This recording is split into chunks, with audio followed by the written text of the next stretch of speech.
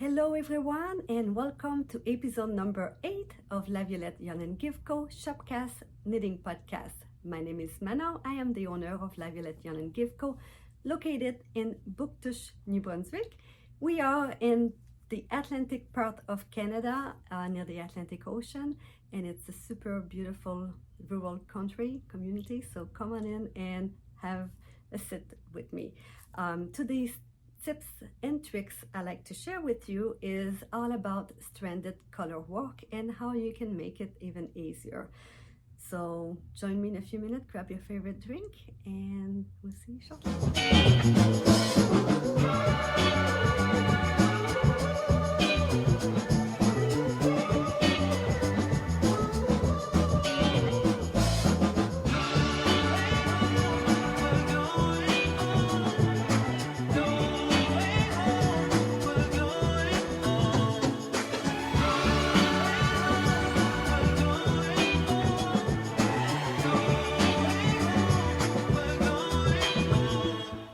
Well, welcome back. So today's tips and tricks is about stranded color work. But before I start, I like to share with you the 2 winners of the $25 gift card. So again, if you like to win one of the 2 $25 gift cards, all you have to do is to comment on the video. And welcome back everyone who has been following me and joining me every time. I really appreciate your subscription and your comments. And if you're new, well, welcome. I hope you enjoy it. I will try to speak a little slower so that everyone understands my very, very thick French accent. So the 2 winners, the first one is Hélène Tremblay, 6947. My email is right here. Send me an email and I'll send you the gift card, as well as Teresa Kidd, 1041. So congratulations and thank you for commenting. I read all the comments and I try to take my time to reply, and I really appreciate it, so thank you. Well, today is all about stranded color work. A lot of people are very intimidated in doing it, and to me it's extremely addicting and I love it. So I am currently working on a, look at this, it looks like a garden. It's absolutely beautiful. So this is the pattern, one of the newest pattern in the Laney magazine, the summer of 2023, and it's called Kainuu. I'm gonna write it down because I can't spell it right now, and it's gorgeous. Like when I saw it, I was like, oh, I gotta knit that. And I'm knitting it in Sisu sock yarn, which is super affordable, and it's soft, and it's a 80-20 blend from Norway. I love it. Sandnes Garn. And look at this. I can't wait to, I just started to introduce the next color. So the problem with most people when you do color work is that your fabric does not have any stretch. And the reason it doesn't have any stretch is because of the float. So you really have, I'm just going to show you a little bit here. So before you knit, you want to make sure that your stitches are stretched on your needle. If it's not stretched and they're like this and you have your float like that, well, those 3 stitches here, they will have no stretch. So I want to stretch my color work before I go in and I pick up my next stitches here. There you go. So your float is what gives you some stretch. If your float is tight behind your work, you will have no stretch. So a lot of people, what they suggest is to go up a needle size when you do the color work. So for example, I'm knitting this garment with a 3.5 millimeter. This is the recommended needle. So people will use, say, a 3.5 to do the first plain stockinette section, and when they go into the color work, they will go with a 3.75 to give you a little bit more give. It is necessary to do this if your floats are tight. If you stretch your float, you don't have to go up a needle size. Second tip I can give you today is the needle on your left does not have to be the same size as the needle on your right. So when you knit, the stitch will be the size of the needle that you have on your right hand. So sometimes if you're a little bit of a tight knitter, it's hard to push the yarn back to be able to knit it. So to be easier, to have an easier flow, and you can knit a little faster by doing so, put a smaller needle on your left side. Let's say, for example, I'm knitting with the 3.5 here. Well, I'm knitting with the 3.5 on both sides right now. But if I do lace work, or if I'm doing something that I'm a little tighter, I will go down a half a size to a 3 on my left side, and we'll do this. So this is it. This is really very simple tips that will make your garment wearable. And when I say wearable, is I often have clients that comes in because they need to buy more yarn. They ran out of yarn because their floats are so tight that the garment is taking more yarn, right? So you really have to stretch it. Now I'm going to show you a, well, let me show you the inside. Look how beautiful it is. Yeah. All right, so I'm just going to show you how I catch my float. So right now I have several stitches to do with the white yarn. So my working yarn is on the right, and my contrast color at the moment is on the left. So when I want to do my catching my float, I put my needle under the yarn I'm not using, and I wrap with my working yarn, and now the yarn is cut at the back, like so. So if I would be working with the opposite yarn, so my working yarn is on the left. Oopsie, let's do that again. My working yarn is on the left and my contrast color is on the right. If I want to catch, it's a little bit different. Here we go, I'm going to catch it right here. And make sure you pull your stitches before you secure your float at the back. So you go in like so, like you're going to be knitting, but you don't knit it. You go a wrap from the top and then remove it. And once I knit it, now my yarn is cut at the back. And that's what you do. So just make sure every time you do your float to stretch your stitches so that you float and your fabric has a lot of stretches. I did the Lunenburg sweater, and I see a lot of sweaters sometimes when they're knitted. Here it's really tight and it crunched up a little bit, and then when you get there, it's loose. So if you don't want it to crunch up, stretch your stitches before you knit your next float. Look at this, isn't that beautiful? So this pattern is called the Lunenburg Pullover by Amy Christoffers. It's called the Lunenburg because she was visiting one of my co-store owner, the Mariner's daughter in Lunenburg, and Amy Christoffers fell in love with the Lichen and lace Rustic sports, and she designed the sweater and named it after the city. And Lunenburg is beautiful. You should definitely visit it. So this is a great color work. Now there's a lot of color work that takes more than 2 colors at a time, and I'm trying to avoid those because I seem to having difficulty with my float when I have 3 colors. So for this garment, for example, this is the Manarola tee by Kathleen Hunter, one of my favorite color work designer. And look at this. It is so beautiful and stunning. I've added the section at the bottom. Oops, I haven't put my my weave. I didn't weave all my ends yet. So this one has 2 colors at a time most places, except right here in the center where there's 3 colors. And I don't know if you can tell, but my stretch is not as given in this section here than it is here. So 3 colors of the time, like I'm used to have my 1 color on the right, 1 color on the left, and I knit and I stretch and I do my float. But the 3rd color, I had such a difficult time. It's still wearable. I've put it on a few times, but it's not as stretchy as I wish it was. So I still have to work on my technique to do 3 colors at a time. And I am totally impressed when people do 3 and 4.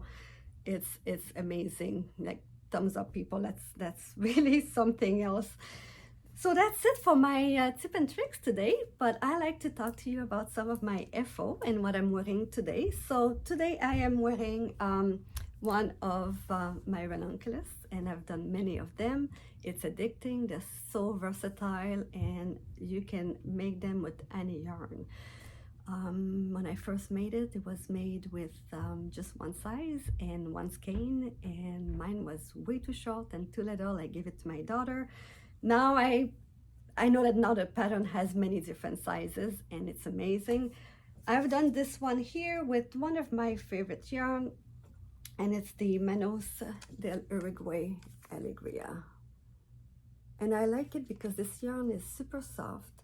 It's a 75-25 blend, but it's also very plump. So when you knit with a bigger gauge, with a bigger needle, if your yarn doesn't have any plumpness, it will look too lacy or too holey for me. So I like to knit at a larger gauge with something that's plump. So let me show you the whole garment here.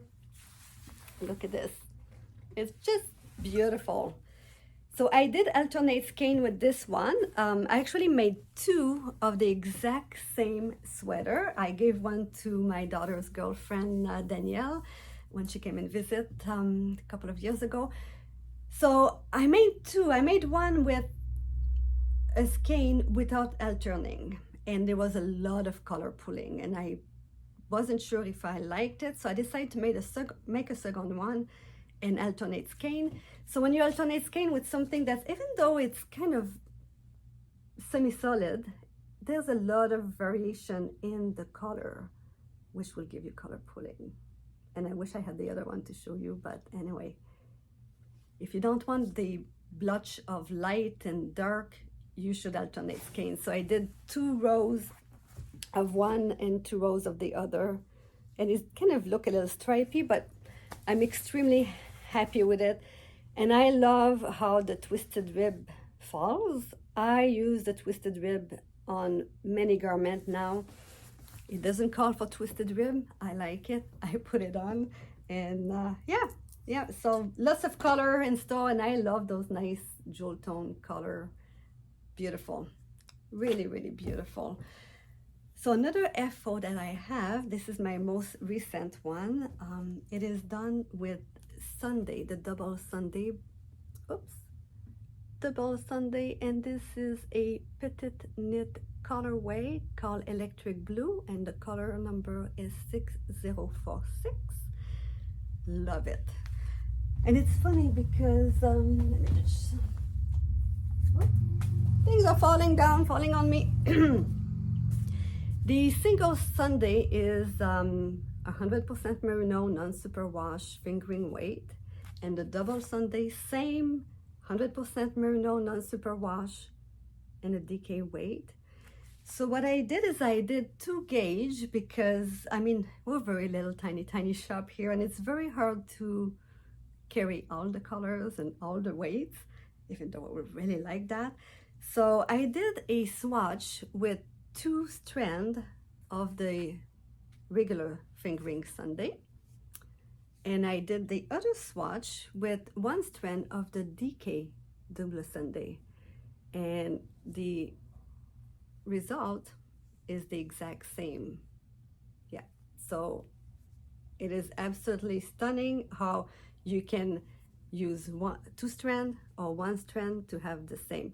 Now there is a little bit more drape with the single merino as opposed to the other one, but if you wouldn't see both side by side, you wouldn't see the difference. So yeah, if you want something in the fingering weight color, just double strand it, and there's a little bit more yardage in one of these than 2 of those, so that's a little bit more affordable.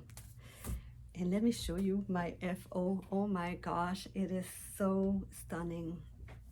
I've done a test knit for Marie-Christine Lévesque, and I talked about it last time. I had just started it, and it falls absolutely beautiful.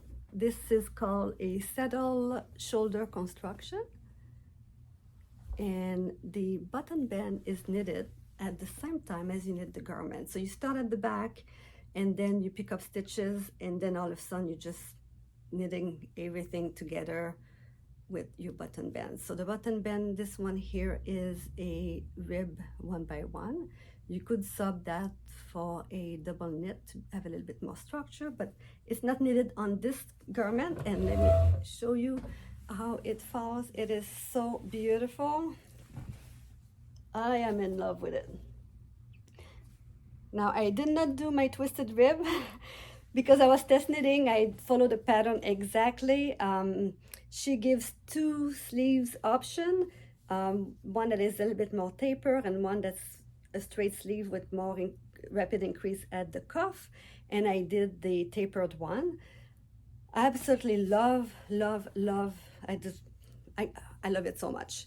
I will definitely do another one, and most likely I will do my next one in a, here you go, if I continue to, the buttons are perfect for this garment. I love it. So this is not out yet. It's a test knit and it's okay to share it, she said. So it is going to be released, I believe, in September. It will be part of Marie-Christine Lévesque's new book on garment. And yeah, keep your eye out. It's called Cocktail. And she made hers in a beautiful, stunning, bright orange. Yes. She made hers in the double Sunday, also colored by PetiteKnit, and it's $33.19. And the name of that color is That Orange Feeling, like hello. Emily here did a sample of this with the double Sunday, and this is the Hipster, I believe, by PetiteKnit hat. It's a gorgeous yarn. Super gorgeous.